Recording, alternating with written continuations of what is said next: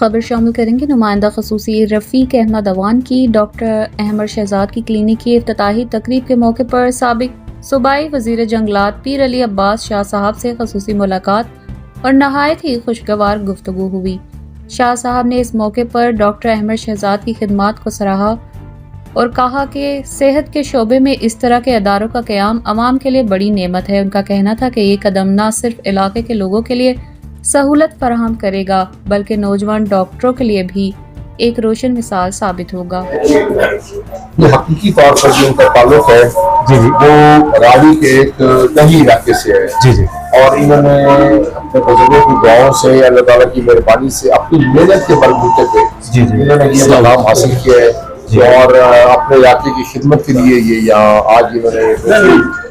Clinic کا انعقاد کیا ہے اور میں ان کو سب سے پہلے تو اس معاملے میں ان کو مبارکباد دینا چاہوں گا اور میں ہماری تمام پورے علاقے کی نیک خواہشات میں وہ ان کے ساتھ ہیں۔ انشاءاللہ تعالیٰ میں امید کرتا ہوں جس مقصد کے لیے انہوں نے یہ نیک کام